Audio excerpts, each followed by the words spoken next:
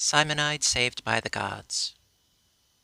One cannot praise too much three kinds of being, the gods, one's mistress, and our kings. So said Malherbe. As for myself agreeing, I laud this maxim's reckonings. Praise turns one's head, chucks it under the chin, with tickling words, woman extolled, often lets men her amorous favors win. As for the way the gods repay, behold, Simonides once undertook to praise a certain wrestler, but by hook or crook, little he found to his dismay worth mentioning, and all that he could say about his genealogy was, "Ah!" His father was a fine bourgeois, indeed a subject not overly fertile in panegyric mode, and so the poet, reaching the end, but careful not to show it, spreading as thinly as he could his myrtle, launches into lengthy disquisition, praising Castor and Pollux, heroes twain, who with their exploits, time and time again, exemplified athletic competition, citing specific combats, dates, and places. At length, the glory of the twins embraces a good 2/3 of his encomium. The athlete has engaged to pay one talent, but rather than give that sum, nay, nay, he tells Simonides, I pray, you take 1/3 and go request Castor and Pollux to provide the rest. Yet would I have the honor to invite you, sire, to come and sup with me this night. The company is of the best. My friends, my family, I pray you might join in our glee. Simonides agrees, fearing perhaps to lose, besides his due, his talents laudatory too. He goes, they feast, and whilst the revelries continued merrily and unabated, a varlet, breathless, entered, said there waited 2 men to see him at the gate post haste. He jumps up, runs out, loath to waste a single bite. The cohort carries on. The 2 men were the twin gods whom his ode had praised. They tell him, quick, be gone. In but a trice this fine abode will fall to dust, come toppling down. Whereon indeed it came to pass, one column first, and then the ceiling unsupported tumbled forthwith upon the feast, shattered and crumbled. Plates, platters, goblets, servants too. The worst, however, was that, to avenge our bard, a loose beam suddenly comes crashing down on our wrestler, straightway smashing his legs and all the guests, or most ill-starred. Fame spread the word abroad, much troubled the populace, quickly construing a miracle, a feat of heavenly doing. And much in all thereof now doubled, the fee paid to our poet, God protected. Each mother's son, everyone and his brother, rushing to have his verses thus confected, in honor of some ancestor or other.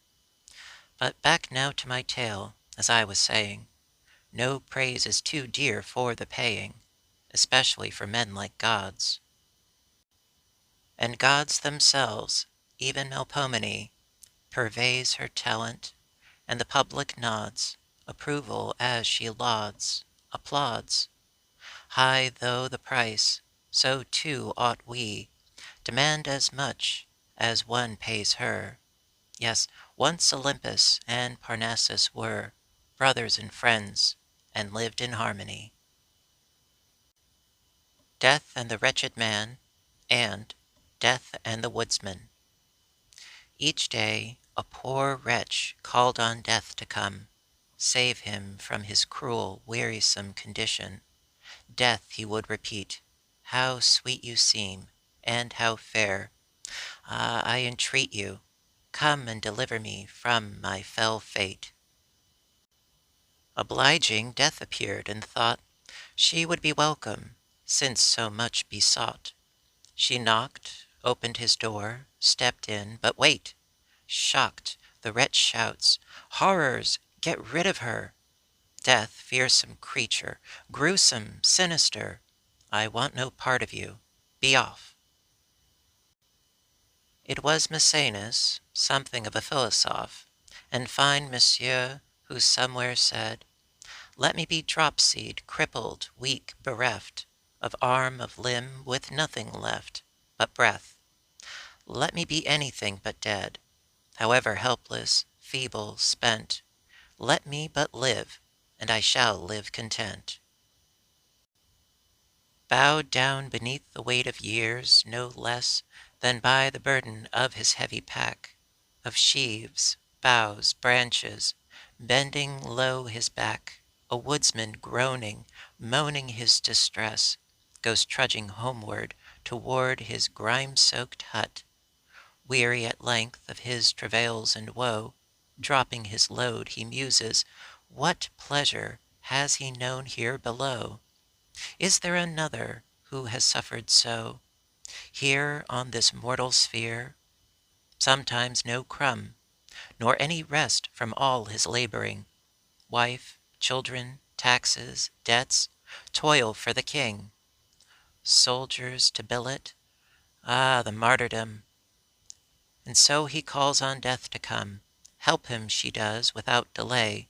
But when she asks what he would have her do, Madam, says he, I merely called on you to pray you help me lift my load again. Death cures our troubles by and by. Why hurry? Best we wait till then. Better to suffer than to die. To which all mankind says, Amen.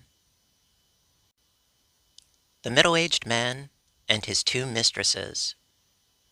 A man of middling age one day decides the time has come, now growing grizzled, nay, grown gray, to end his bachelordom.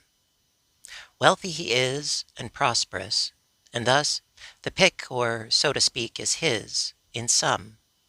Women galore would be his bride, they yearn to earn his favor. He, in turn, knows that in love the choice is slow, knows he must ponder every con and pro before deciding. Now of those who burn to win his heart, two widows stand above the rest, one fresh and green, the other, well, more ripe, but wonderful to tell.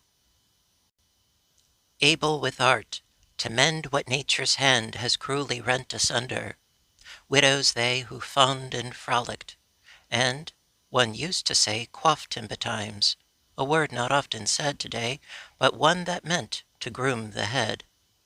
The older one, for her part, pulled the few dark hairs that here and there still grew about his scalp, so that Monsieur might look to be a bit more fit for her.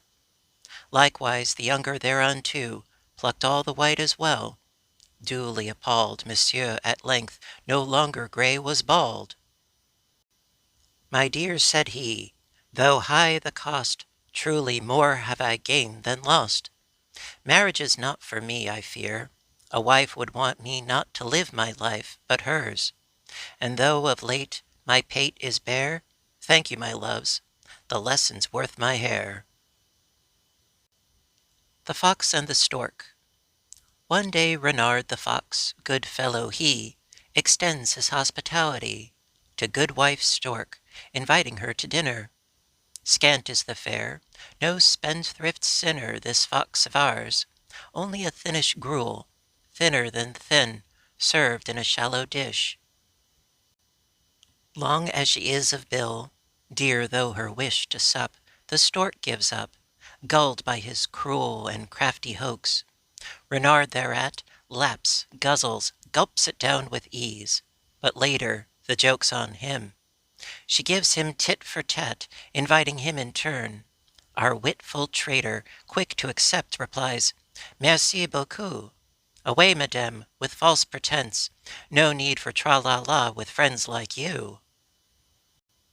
And so come Eve, fast to her residence he flies, arrives, flatters her gracious air, spies the repast, sniffles its scents, ogles the chunks of meat, minced fine, spread there before his hungering eyes, delights in one of those uncommon appetites, common to foxes.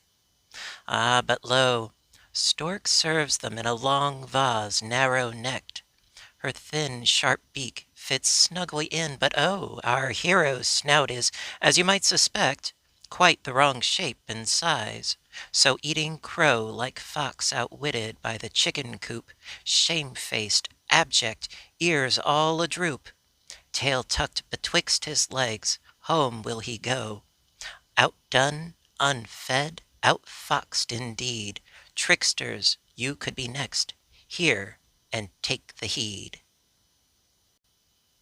The Child and the Schoolmaster. I tell the present fable to portray the arrant folly of a babbling sot, whose wont it was to twaddle the time away. Well then, my tale.